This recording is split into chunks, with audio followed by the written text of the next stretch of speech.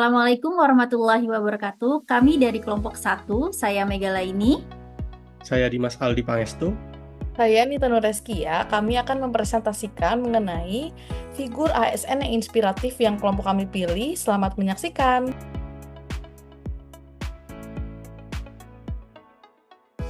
Figur ASN inspiratif yang pertama hadir dari kalangan akademisi, yaitu dari Universitas Pendidikan Indonesia, yaitu Profesor Dr. Engineering Asep Bayu Dani Nandianto, ST Master of Engineering.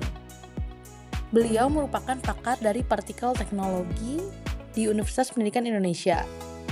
Profesor Dr. Engineering Asep Bayu Nandianto STM Engineering lahir di Bandung dan memiliki jabatan profesor di program studi teknik kimia FPTI UPI dengan keahlian yaitu sebagai pakar teknologi partikel dengan latar belakang pendidikan S1 ITB, S2, dan S3-nya di Hiroshima University, Jepang. Dan merupakan dosen PNS di Universitas Pendidikan Indonesia. Prestasi akademik yaitu yang pertama ada artikel ilmiah yang ditulis oleh Prof. Asep Bayu telah disitasi lebih dari 100 kali oleh para peneliti di dunia. Yang kedua, H-indeksnya per Oktober tahun 2024 sebesar 44. Dan yang ketiga, Prof. Asep ini telah masuk dalam daftar 2% ilmuwan paling berpengaruh di dunia versi Elsevier dan rata-rata publikasinya setiap tahunnya itu 40-60. Fokus penelitian Prof. Asep Bayu ini dalam teknologi partikel, nanoteknologi, fotokatalis, magnetik dan pemanfaatan limbah pertanian dan juga pendidikan sains dan teknologi. Untuk pencapaian dan pengakuan itu sangat luar biasa di mana merupakan profesor termuda di UPI yang diangkat pada usia 39 tahun, lebih dari 37 penghargaan nasional dan internasional, dan juga dianugerahi sebagai Gold Winner untuk anugerah Ristek Dikti kategori dosen berprestasi Sinta Award.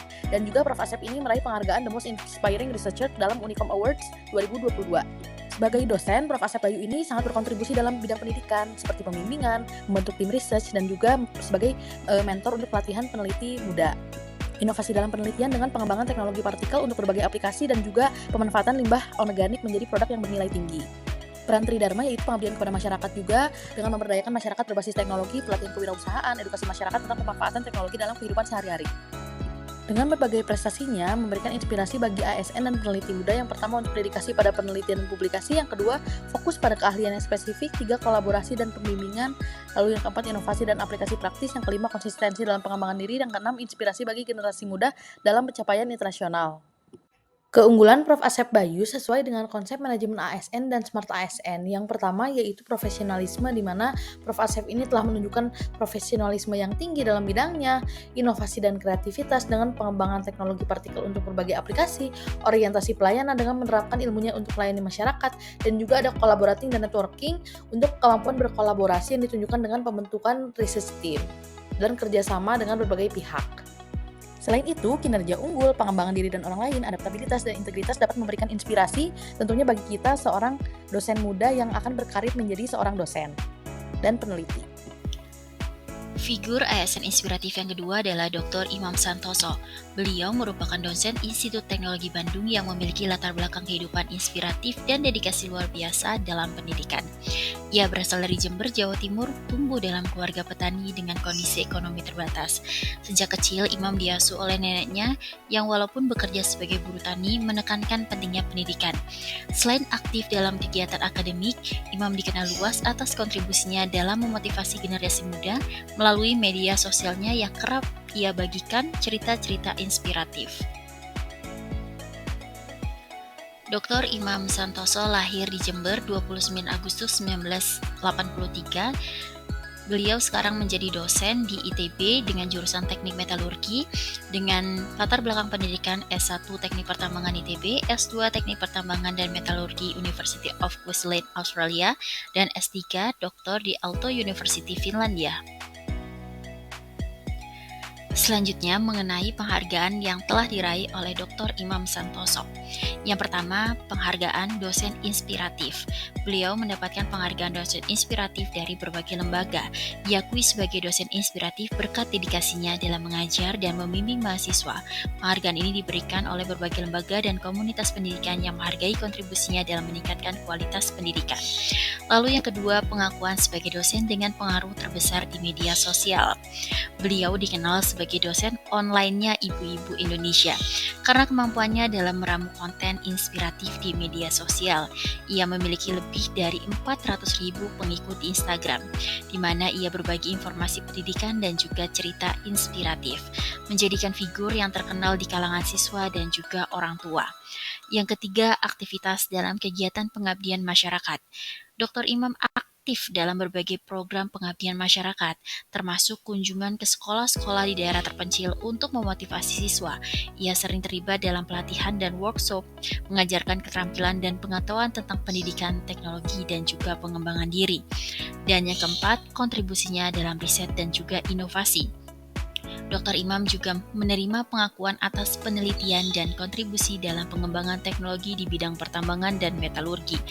Risetnya tidak hanya fokus pada teori, tetapi juga aplikatif dan bermanfaat bagi industri.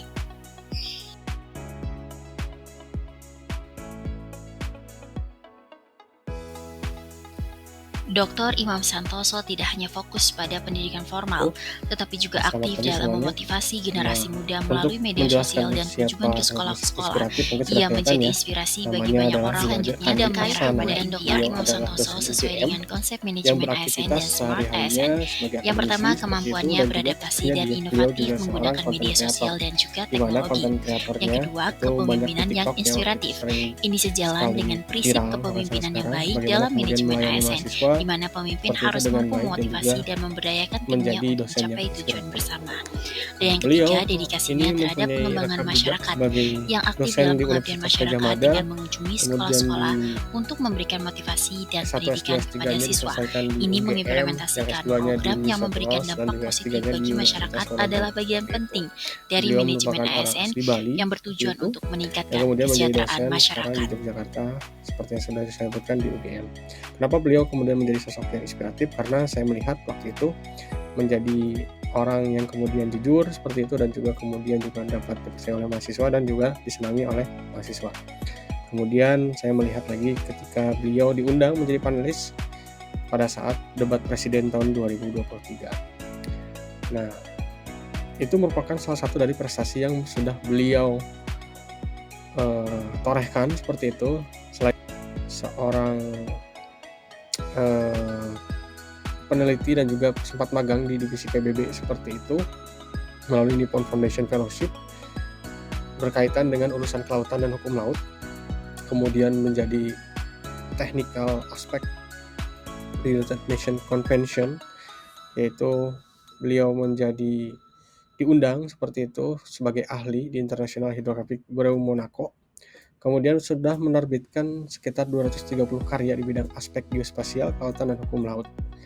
Nah, ini merupakan prestasi-prestasi yang sudah beliau raih seperti itu. Selain kemudian ketenarannya, kemudian public speakingnya juga yang sangat inspiratif dan juga tentunya sangat memotivasi ya. Kalau mungkin Bapak Ibu pernah menjadi salah satu mengikuti pelatihannya seperti itu ataupun dimotivatori oleh beliau. Nah, beliau kadang memang sering sekali mengisi acara-acara motivasi seperti yang dilaksanakan oleh mahasiswa seperti itu, ataupun juga unit-unit yang memang membutuhkan beliau untuk meningkatkan rasa percaya diri ya, seperti itu. Nah, dari sini saya kemudian mengambil refleksi dari figur ASN, yaitu Imade Ardi Andi Arsana, yaitu ada 4 penguatan diplomasi, pengelolaan sumber daya alam, pengembangan wilayah, dan peningkatan birokrasi.